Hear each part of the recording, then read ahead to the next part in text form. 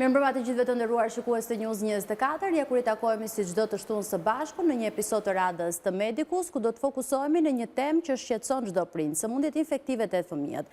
Do të përpiqemi që në këtë episod të Medicus të kuptojmë se si përhapen këto infeksione dhe më rëndësishme si ti parandalojmë ato. Unë kam kënaqësinë që të ftuar të kem në studio doktoreshë Rajda Petrelon, mjeke pediatre infeksioniste me një karrierë 40 vjeçare, një herë është edhe pedagoge në Fakultetin e Mjekësisë. Besoj keni dedikuar të gjithë jetën ofrimit të kujdesit shëndetësor të fëmijëve, sidomos në qendrën spitalore universitare Nën Tereza. Kënaqësi e veçantë që ju kam sonte në Medicus. Faleminderit Ana. Flasim pak për sëmundshmërinë dhe do doja shumë të ndaleshim si është paraqitur situata e sëmundshmërisë, sidomos në sezonin e dimrit që kaluam. Si kanë qenë rastet, sidomos në QSUT? Atëherë, meqense se unë jam në një sektor që ka të bëjë me sëmundjet infektive, pra në shërbimin e sëmundjeve infektive, sigurisht ajo që do të them ka të bëjë shpeshherë me paraqitjen e këtyre sëmundjeve infektive në shërbimin ton apo dhe në ambulancë që shtrohen ke ne, dhe në përgjithësi një vizion për dimrin që kaluam edhe për sëmundshmërinë që është paraqitur më shumë tek fëmijët këtë periudhë që ne kaluam. Kuptohet të jemi në pranverë dhe stina e ftohtë tashmë ka kaluar dhe kjo në një farë mënyre ka hequr mundësinë e ruajtjes së këtyre mikrobeve në ajër, qoftë viruse, qoftë bakterie, të cilët janë shkaktarët kryesorë të sëmundshmërisë të moshës pediatrike, të moshave të ndryshme, sidomos në periudhën e dimrit.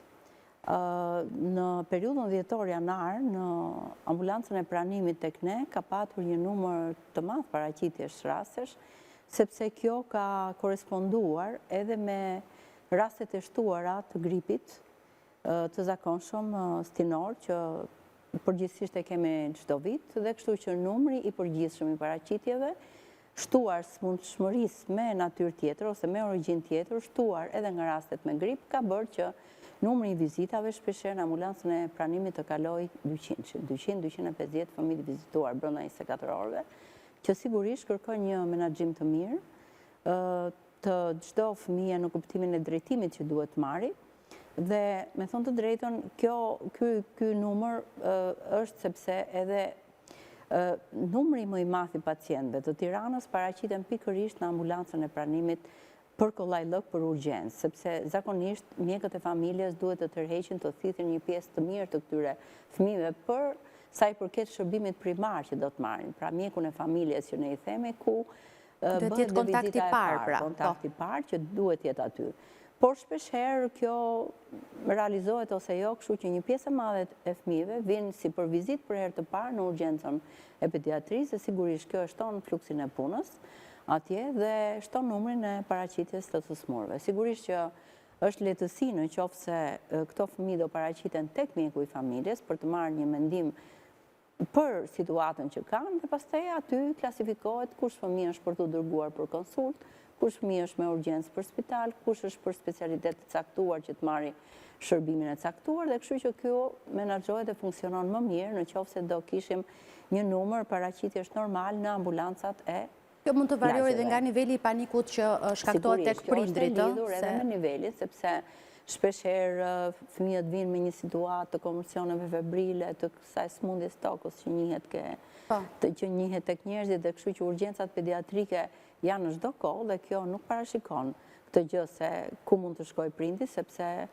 edhe besimi që ka ndoshta në paraqitjen e urgjencës është I madh ke ata dhe I sugjeron që të shkojnë direkt në ambulancën tonë. Po ka raste të temperaturave të lehta, për shkakun që nuk është e nevojshme që me një herë të drejtohen në urgjencë. Është shumë e rëndësishme, domethënë që të ketë një vizitë në shërbimin primar, ambulator, aty ku fëmia ka ambulancën ku merr dhe vaksinimet, kur ka dhe kartelat e veta, për kuptohet një situatë zakonshme, një temperaturë, një situatë që mund të ketë një shqetësim, një të vjellë, një diare, ose edhe një anamnezë 2-3 ditore, ku mund të paraqitet për një mendim të parë.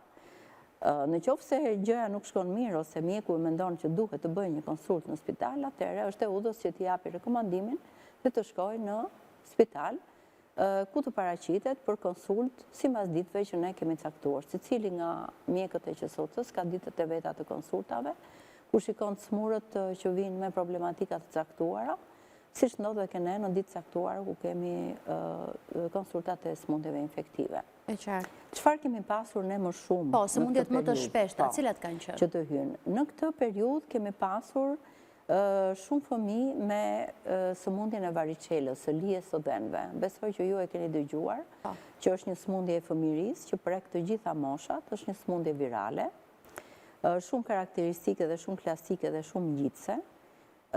Është akoma prezente, pasi ne akoma nuk kemi vaksinë për variçelën të futur në kalendarin tonë të vaksinimit. Megjithëse ne si infeksionistë e rekomandojmë dhe fort e rekomandojmë që të futet në kalendarin e vaksinimit, sepse do të mbrojë një pjesë të fëmijëve që do të mbrojë të gjithë fëmijët nga variçela në qoftë se ato janë të vaksinuar. Sëmundja mund të jetë në forma të ndryshme, mund të jetë në forma të lehta, mund të jetë në forma të mesme, por mund të ketë në forma të rënda.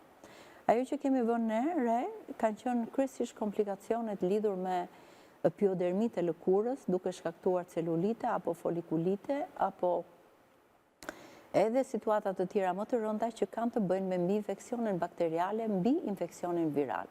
Pra, vetë varicela është një sëmundje virale, e cila në mjekimin e saj është vetëm mjekimi i simptomave, pra ka një mjekim simptomatik dhe nuk përdoren antibiotik. Por në rastet të caktuara, në rastin e mbivendosjes bakterjeve, dhe këto që po them unë për infeksionet e lëkurës kanë bëjnë kryesisht me mbivendosjen e Staphylococcus si mikrob aureus që krijon situata shpeshherë problematike të rënda që kërkojnë mjekimin e fëmijëve patjetër në spital.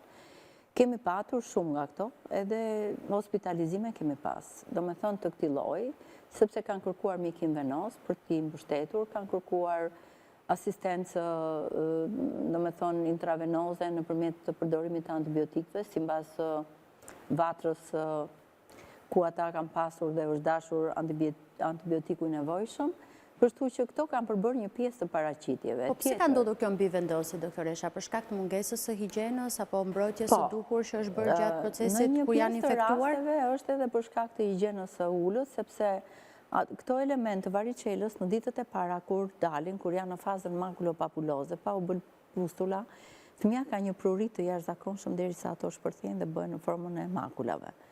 Edhe sigurisht shtohet probabiliteti për t'i kruar dhe për të, domethënë për të pas një gjendje të fëmijës jo të mirë që shoqërohet edhe shpeshherë me gërvishtje nga ana e thojve. Dhe kështu që në këto raste është shumë problem mbivendosja bakteriale që ndodh shumë kollaj sepse lëkura është acaruar, elementët janë të shumtë. Por dhe vetë pa mbivendosje bakteriale, vetë varicela është në forma të ndryshme dhe mund të ketë situata ku fëmia ka pothuajse gjithë trupin të interesuar me element të variçelës nga fillimi deri në fund, si në lëkurën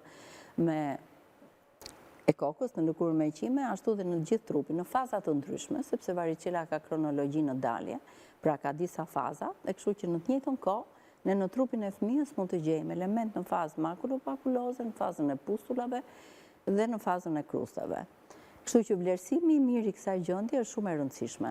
Mundesh që në fillim ti të dyshosh për variçelë dhe është shumë e rëndësishme kjo sepse është e lidhur me fazën infektive të fëmijës. Fëmia mund të jetë në kopësh, fëmia mund të jetë në çerdhe, dhe nëse këtu kemi temperaturë dhe kemi një situatë që dyshohet për variçelë, kur fëmia duhet të izolohet sepse ka shumë rëndësi, sepse variçela është shumë ngjitse dhe ajo mund të përhap infeksionin në të gjithë fëmijët e kopshtit të komunitetit apo të shkollës ku ato janë. Dhe transmetimi i variçelës ndodh që në fazat e para, apo jo? Ndodh që në fazën, nëse është një fëmijë që ka një egzantem të ngjashme me variçelën dhe ka temperaturë dhe dyshohet për këtë, atëherë mirë është të bëhet izolimi, sepse është ajo faza infektive, sa kohë ka element të ri, pustuloz, fëmia është ngjitës dhe është shumë e rëndësishme izolimi për mos përhapjen e infeksionit. Meqense përhapja e infeksionit është me rrugë aerogene. Kështu që menaxhimi i saj varet nga lloji dhe nga situata ku paraqitet. Jo të gjitha variçelat shtrohen në spital, sepse është një sëmundje që mund të kalohet në shtëpi pa probleme. Në qoftë se nuk kemi komplikacione, por ne thamë në qoftë se këtu kemi komplikacione. Dhe cila nga këto sëmundje infektive është paraqitur e themi më problem dhe cili ka qenë qëndrimi ndaj tyre përveç variçelës? Raste të komplikuara të variçelës. Po vazhdoj me atë që domethënë ne kemi vënë në re. Pra, në situatat e dimrit ka patur infeksione virale nga adenovirusi, nga virusi sindicial respirator, ka pasur influenca A të verifikuar me tampone të bëra në Institutin e Shëndetit Publik nga fëmijët e marrë të shtruar këne. Shumë janë ankuar dhe për mbi vendosje të disa prej viruseve. Po, mundet këtë mbi vendosje, sepse është situata e tillë epidemiologjike, por këtë që po ta them të konfirmuar, sepse ka patur raste kur fëmijët kanë patur një temperaturë të lartë 39-40 prej ditësh, dhe një nga arsyet e shtrimit ka qenë dhe kjo gjendja febrile e zgjatur, ose kjo temperatura e zgjatur prej ditësh, që si me thonë, në kuptimin e vizitave nuk ka patur shpjegim që pse fëmija vazhdon me temperaturë. Dhe shpesher, kjo ka rezultuar që fëmijët kanë qenë me influenza A, sepse vetë influenza ka 3 serotipe, A, B dhe C. Nga të cilët serotipi A është ai më ngjitës dhe është përgjegjës për hapjen e infeksionit. Dhe sigurisht, kur janë shtruar në zgjidhjen, ose në anamnezën, ose në menaxhimin që ne i kemi bërë, kemi dyshuar që mund të jetë dhe influencë. Kështu që janë marrë tamponat, janë fshuar dhe kemi pasur një suport goxha të mirë nga Instituti i Shëndetit Publik për verifikimin e këtyre infeksione, për identifikimin e tyre, qoftë për virusin sindicial respirator, qoftë për influencën, qoftë për Covidin, që nuk e kemi më prezent për momentin, por në një rast sporadik dhe mund të ketë pasur. Dua të dalë një çik edhe ke fruthi. Po. Sepse shumë pyetje ka pasur. Ka qenë tema aktuale. Po. Edhe për këtë gjë, edhe dua të them që para ndofta 2-3 muajsh ne patëm 3 raste të një familje nga Fieri, të cilët u identifikuan me fruth. Fruthi është një smundje virale, e cila tashmë është jo prezente në Shqipëri për shkak të vaksinës, e cila është futur në kalendarin tonë të vaksinimit, si një vaksin treshe, ku përfshihet edhe parotiti edhe rubeola. Dhe quhet fruth parotit rubeol, e cila përbën një sistem vaksinimi me 2 vaksina, ku vaksina e parë bëhet në moshën 15 muajsh, mbas vitit të parë të jetës, dhe doza e dytë bëhet në moshën 4 deri në 6 vjeç. Sigurisht, këto kontingjente që nuk kanë marrë vaksinën akoma, janë një faktor risku për të përhapur infeksionin, ose për ta marrë infeksionin, pra para moshës të bërjes së vaksinës. Megjithëse fëmia ka antikorpet e nënës që i transmetohen në mënyrë pasive dhe deri në vitin e parë të jetës është i mbrojtur nga infeksioni, prandaj është llogaritur një kohë e bërjes vaksinës në muajin e 15. Por këtu ka edhe njerëz të cilët nuk e pranojnë ta bëjnë vaksinën, hezitojnë. Për shkak të pasigurive dhe situatat hipotetike. Këto sigurisht bëhen objekt për përhapjen e infeksionit dhe pikërisht to fëmijë që unë pata kanë qenë të pavaksinuar, pra nuk kanë marrë asnjë vaksinë të fruthit. Fruthi ka shpërthime sporadike çdo vit në Europë, nuk është ndonjë gjë e re, por sigurisht sistemi vaksinal i mirë, bërë me kujdes, bën që mbrojtja vaksinale të jetë sa më e lartë. Mbas vaksinës së parë që bëhet në 15 muajsh, mbrojtja vaksinale është rreth 90%, 90-92%, dhe mbas vaksinës së dytë, fëmia është i mbrojtur totalisht nga fruthi. Dhe normalisht nuk ka një fruth me një fëmijë që ka bërë 2 vaksina. Por ka dhe fruth tek fëmijët që mund të kenë bërë një vaksinë, siç ishte një rast i fundit që patëm ne, që pra një vaksinë ndaj fruthit nuk të garanton mbrojtjen normale është që të bëj 2 vaksina, siç e ka protokolli vaksinimit tek ne. Kështu që ndodh për arsye të ndryshme lidhur me imunitetin, me bujqësin, me mënyrën se si është përgjigjur trupi në nivel të antikorpeve, që mbas vaksinës së parë të ketë mundësi të marrë fruthin, ndofta ta kalojë në formë të lehtë, por që e merr si fruth dhe e zhvillon si smundje. Kështu që ne insistojmë për sistemin e vaksinimit të fruthit që të bëhet siç e kemi rekomanduar dhe vazhdojmë ta themi, sepse është shumë e rëndësishme. Fruthi vërtet mund të duket një smundje e fëminisë pa probleme, por është vërtet me probleme kur ai zhvillon klinikën e vet dhe rrezikun e komplikacioneve që janë të lidhura qoftë me periudhën akute, qoftë me periudhën pas 3 javësh që mund të ndodhin me natyrë imunologjike komplikacionet. Kështu që çdo gjë duhet vlerësuar në kohën e vet. Dhe nuk duhet jetë më një çështje zgjedhje personale të vaksinohen apo jo fëmijët për shkak se bëhen rrezik edhe për popullsinë dhe për të gjithë komunitetin ku ata janë. Thonë këtë. Po, e kemi ngritur dhe ne me Dajana, kemi kërkuar gjithmonë një verifikim, sepse shpesh herë thuhet që e kanë bërë e se kanë bërë. Ai dokumenti që na vërteton nëse ky fëmijë është i vaksinuar është fletorja ose libri që ka çdo fëmijë, që duhet ta ketë në shtëpi, që mbas vaksinës që ka bërë shënohet data e të gjitha që ta ketë të dokumentuar. Asnjë gjë pa dokument nuk mund të verifikojë nëse ti ke kaluar fruthin apo ke bërë vaksinën. O do shifet fruthi në kuptimin e zhvillimit klinik si smundje do diagnostifikohet, ose do shihet një kalendar vaksinimi nëpërmjet fletores ku ti ke identifikuar bërjen e vaksinave. Dhe meqense jemi tek përhapja, si rrisin qerdet dhe shkollat rrezikun e përhapjes së infeksioneve dhe çfarë kujdesi kërkohet në kopshtet, qerdhe dhe më pas në shkolla për të mbrojtur fëmijën nga përhapja e këtyre viruseve infeksioneve? Është shumë e rëndësishme sepse në qoftë se këto smundje përhapen dhe themi për smundjet infektive, është pikërisht ajo periudha e fshet që themi ne për këto smundje infektive, kur fëmia akoma nuk e ka shfaqur klinikën, po mund ta ketë marrë. Në pamje të parë, të gjitha smundjet infektive mund të kenë një klinik, domethënë që ngjan për smundje të ndryshme. Lehtësisht të ngatruesh me temperatura subfebrile, një katar, një skuqje sysh, një ruf, njëherë që mund të ketë lidhje me njëherë të vjella, që mund mos sjet mirë fëmia me gjënë e përgjithshme. Të gjitha këto mund të jenë si prodrome ose si shenja të para për para shfaqjes së smundjes së vërtet. Kështu që në momentin që këtu dyshohet për smundje që mund të kenë lidhje me gripin, me variçelën, me fruthin, apo me smundje të tjera, është shumë e rëndësishme që të izolohen dhe të lajmërohet sigurisht prindi për ta vizituar dhe për ta izoluar fëmijën në qoftë se këtu kemi probleme. Sidomos insistoj këtu edhe për ato fëmijë që prindërit janë shumë të shokuar dhe kanë kaluar situatën e konvulsionit febril për herë të parë ose për herë të dytë. Kur ndodh për herë të dytë ose të tretë janë shumë të frikësuar nga ajo e herës parë, sepse fëmia në temperaturë e sipër bën këtë konvulsionin febril që i themi ne, që në vetvete duhet kuptuar që nuk është smundje, por është pasojë e temperaturës, sepse konvulsionet mund të jenë me dy origjina, me ose pa temperaturë. Kur ndodhin me temperaturë janë në kuadrin e temperaturës dhe fëmijë në situata të ndryshme mund ta bëjnë ose jo. Ka fëmijë që mund të jenë me temperaturë 40 dhe nuk e bëjnë, dhe ka fëmijë që mund të jenë me temperaturë 90 dhe mund ta bëjnë. Kështu që mbas kalimit të një situate të tillë ku prindi përballet me një gjendje të fëmijës që fikson syt, ka kontraktura të anësire, dispozita që është shumë dramatike për ta dhe vinë me urgjencë, kuptohet që rritet ndërgjegjësimi për të pasur kujdes për herë të tjera për temperaturën. Po sa kohë duhet të presim prindrit, doktoresha, përpara se të konsultohen me mjekun për sa i përket temperaturës, ose cila temperaturë është shqetësuese, pra që zgjat me ditë ose sa... Atëre mirë e bëre pyetjen këtu, sepse ka disa pyetje të tilla që thonë që mbajta 2-3 ditë në shtëpi me temperaturë, se kujtova se do t'i binte. Tani, çdo temperaturë ka një... Paralajmëron që trupi... Çdo temperaturë, pavarësisht se ti merr masat për patjetër në shtëpi, që duhet kesh masat për ta ulur këtë temperaturë, ti nuk mund të gjykosh vetë për gjendjen e fëmijës, si e detyruar ta vizitosh. Pra çdo temperaturë, çdo gjendje jo e mirë e fëmijës, mirë është që të bëhet sa më shpejt një vizitë pediatrike të vlerësohet. Ti do rish i qetë kur mjeku të jep një vlerësim për atë që është.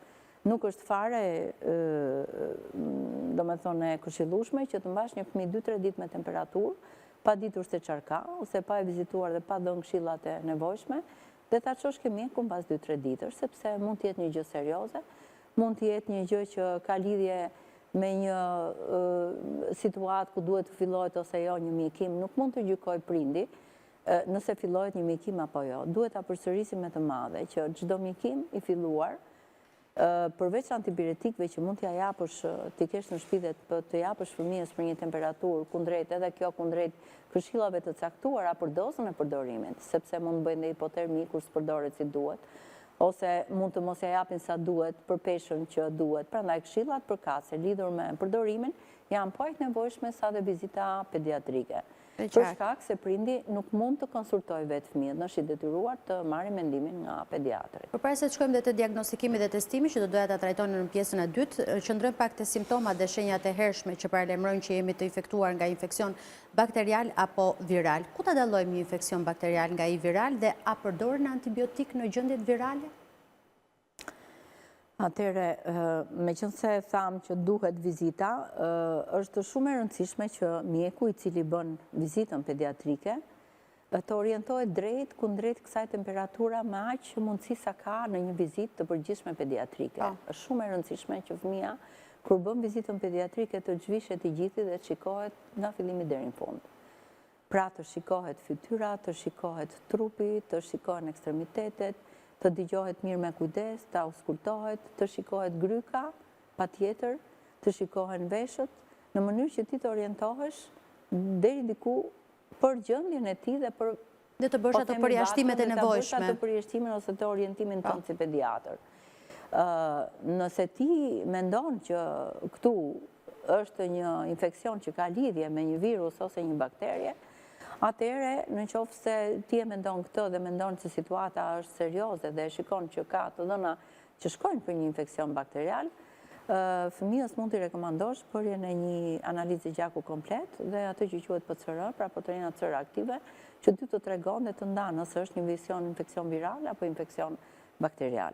Sigurisht, këtë nuk e bën prindja, e bën të rekomanduar nga mjeku, por vetë mjeku duhet të mendohet edhe për dhënien e antibiotikëve. Ka situata ku ti mund ta përdorësh antibiotikun pa hezituar, siç mund të jetë një tonsilit purulent që ti e shef me sy edhe gjykon që fëmia duhet fillojë një antibiotik, ose një situatë tjetër, domethënë e thjeshtë që nuk bën gabim në përdorimin e antibiotikëve, por ti je i sigurt që këtu flitet për një infekcion bakterial, dhe sigurisht ky është në gjykimin e mjekut, nëse ke vështirësi ka këto metoda të tjera që unë të thash, dhe ajo që është më e rëndësishme është asnjëherë mos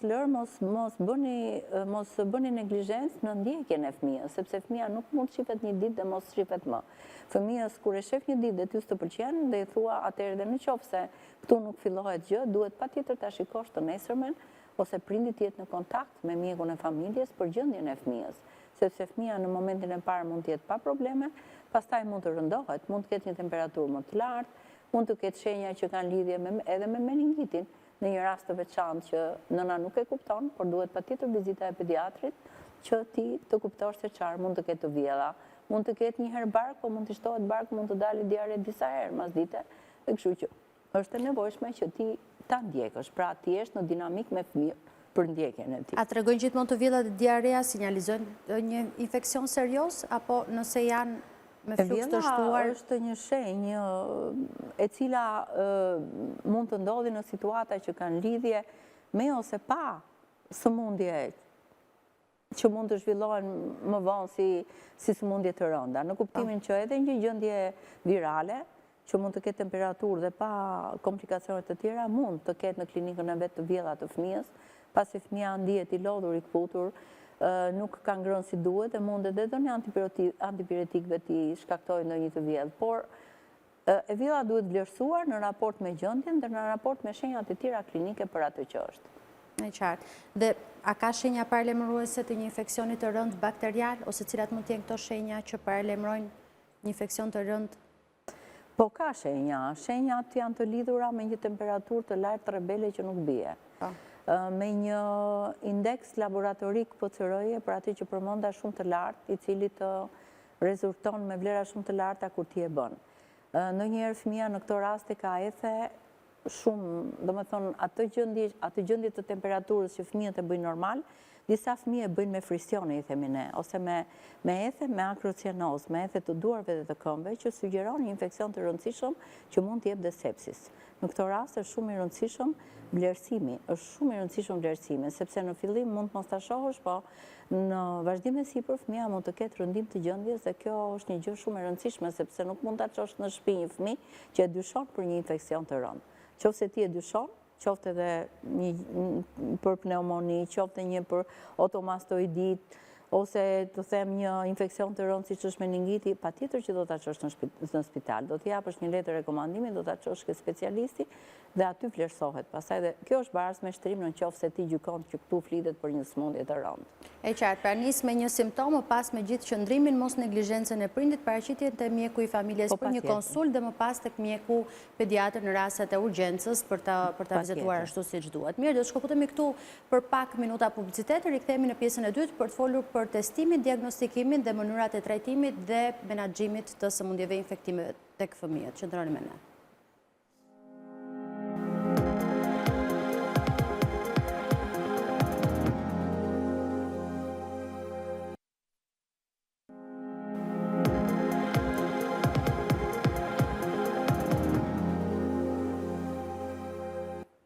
Jemi rikthyer sërish së bashku në këtë pjesë të dytë. Vijoj të jem në shoqërinë e doktoresh Rajda Petrelës, tani më për të folur për infeksionet virale tek fëmijët, tek diagnostikimi dhe më pas tek mënyrat më të duhura për trajtimin, menaxhimin e tyre dhe parandalimin që është shumë e rëndësishëm për të pasur fëmijë të shëndetshëm dhe të sigurt. Sa rëndësishme është të identifikohet, doktoresha, një infeksion nëse është viral apo bakterial përpara fillimit të trajtimit? Ju më thatë që nëpërmjet analizave të gjakut apo tamponëve të ndryshëm që përdoren si teste diagnostikuese, është shumë e rëndësishme që ne të vendosim nëse infeksioni është me bazë virale apo bakteriale për të filluar një trajtim apo jo.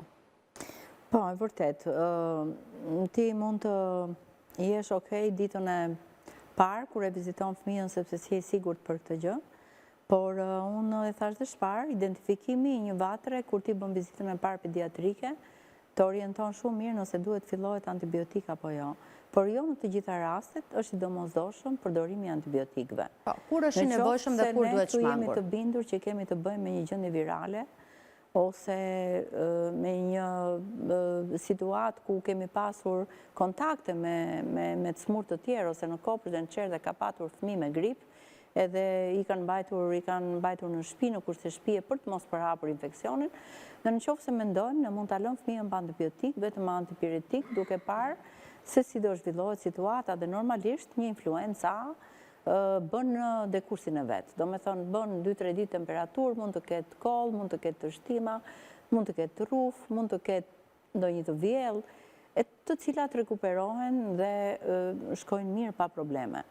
Por jo në të gjitha rastet janë virozat të pa komplikuara, sepse vetë virozat mund të komplikohen me infeksione bakteriale, kryesisht infeksione respiratore, të rrugëve të sipërme apo të poshtme, si që janë pneumonit, bronkiolitet, që janë mund të jenë me natyrë virale, bronkopneumonit, vatrat të tjera të cilët kërkojnë patjetër mjekimin me antibiotik. Si do të atestosh? Së pari është auskulacioni i kujdesshëm, në qoftë se ti dëgjon një mushkëri të fëmijës e cila nuk të pëlqen, pra nuk është e pastër, mund të dëgjosh rale që i themi ne ose zhurma respiratore në formë rale bronkiale, apo krepitante, apo sibilanca, atëre sigurisht që këtu lind nevoja për gjykimin e duhur për të filluar një antibiotik, ndofta me rrugë orale dhe pa ndonjë problem dhe duke ndjekur në shtëpi. Por ka raste të tjera kur temperatura është rebele, është e lartë prej ditësh dhe fëmia nuk qetësohet qoftë me antipiretik, qoftë me mjekimet që jep nga goja, dhe sigurisht prindja ka shqetësim këtë që me gjithë mjekimin e marrë dhe ka plot raste si këto, nuk po bëhet mirë fëmia dhe sigurisht ka të drejtën e vetë mendoj që çfarë ka në këtë mes. Dhe këto raste përgjithsisht vinë në spital, sepse dërgohen për konsult dhe marrin një drejtim. Pra, o janë infeksione të rrugëve sipërme të frymarrjes ose të poshtme, të cilat orientohen drejt pneumologjisë për të ndjekur një mjekim atje, o janë smundje infektive, siç mund të jenë ato që përmenda, pra mund të jenë varicelat komplikuara, mund të jenë celulite, mund të jenë otomastoidite, mund të jenë meningite purulente, ose jo, leishmanioza viscerale që ne akoma kemi, pse jo, të cilët kërkojnë një mjekim specifik. Cilat janë këto trajtime specifike për të tilla? Mjekime specifike, për shembull leishmanioza viscerale është një smundje e cila është parazitare dhe shkaktohet nga është zoonotike, pasi shkaktohet nëpërmjet transmetimin nëpërmjet mishkonjave të grupit sandflies që transmetojnë infeksionin nga bujtësi i sëmur në bujtësin e shëndosh. Dhe këto kanë mjekime specifike, sepse leishmanioza nëse nuk shtrohet në spital dhe identifikohet që është leishmanie, me metodat që ne kemi nëpërmjet metodave imunologjike apo punksionit ose AL, atëherë fëmia nuk ka shërim në qoftë se nuk merr mjekim specifik. Dhe ai është vetëm mjekim spitalor që është ambizome. Kështu që në këto situata, absolutisht mjekimi në spital është shtërimi në spital është domosdoshmëri, dhe mjekimi në spital është domosdoshmëri, ose sëmundje të tjera siç përmendën sepsin më parë, që kërkojmë mjekime venoze me doza të caktuara, me shumë kujdes, se gjitha këto janë sëmundje të rënda, shpeshherë sëmundje infektive janë shumë të rënda dhe kërkojnë një menaxhim shumë të mirë. E qartë. Dhe sa i rëndësishëm është pushimi në trajtimin e infeksioneve? Pra krimi dhe një rutinë të mirë, një gjumë i mirë tek fëmijët, kujdesi që duhet treguar për pushimin. Është shumë e rëndësishme. E kemi thënë shumë herë këtë gjë që Fëmija ka nevojë për orarin e caktuar të gjumit, ka nevojë për oraret e ushqyerjes, ka nevojë që të mos majë celular gjatë, siç shumë fëmijë është bërë modë tash që mbajnë celularët në dorë, sepse ato lodhin fëmijën e mundojnë, nuk bëjnë mirë, qoftë për trurin e fëmijës, qoftë edhe për gjendjen psikologjike emocionale të tyre. Të gjitha këto kanë kohën e caktuar dhe mbi të gjitha është kujdesi që duhet të kemi për një rritje të shëndetshme dhe të ruhemi nga infeksionet vetë. Pra ne kemi thënë që të lajmë duart shumë herë, kemi thënë që të ruhemi në grumbullime njerëzish në restorante, kafe, ku ka njerëz kundrejt situatave ku mund të ketë një fëmijë ose një të rritur me tërshtime ose me shenja të gripit. Pse jo maskat mos përdoren akoma, sepse ne i përdorim vetëm në Covid, po në fakt maska duhet të futet si pjesë e rutinës. Fëmijët me imunodeficiencë që është shumë e rëndësishme, siç janë imunodeficiencat e lindura ose të fituara, që janë shumë të prekshëm nga infeksionet në përgjithësi, që konsiderohen si grup rreziku, pra duhet të jenë më të kujdesshëm për... Janë grupet e rrezikut, që ashtu që rekomandohet gjithmonë përdorimi i maskave në ambiente, sepse është një fëmijë për shembull me leukoz, po të marr varicel është një problem shumë i madh. Kështu që është shumë e rëndësishme, domethënë kjo gjë. Vetë prindit tash janë ndërgjegjësuar dhe unë e kuptoj shumë mirë që vetë ruhen nga këto gjëra, po shpeshherë ne abuzojmë deri diku në kujdesin e këtyre gjërave dhe një rritje e shëndetshme, një menaxhim i shëndetshëm i vetë fëmijës tënd krijon kushte më disponibël që dhe fëmia të mos ketë probleme. Ka dhe gjëra që janë në dorën e prindit, po ka shumë gjëra që janë në dorën e prindit. Dhe nëse do të përmendim disa nga mënyrat më efektive për të parandaluar infeksionet e zakonshme të fëmijërisë, duke ndërgjegjësuar kështu dhe një herë prindit për t'u vaksinuar, e para që duhet theksuar shumë dhe më pas për gjitha masat e tjera që duhet të marrin prindit në momentin që identifikojnë një temperaturë, një puçër që mund të duket krejt e zakonshme, por në fakt mund të paralajmërojë që mund të jenë prekur nga lia e dhenëve, nga varicela.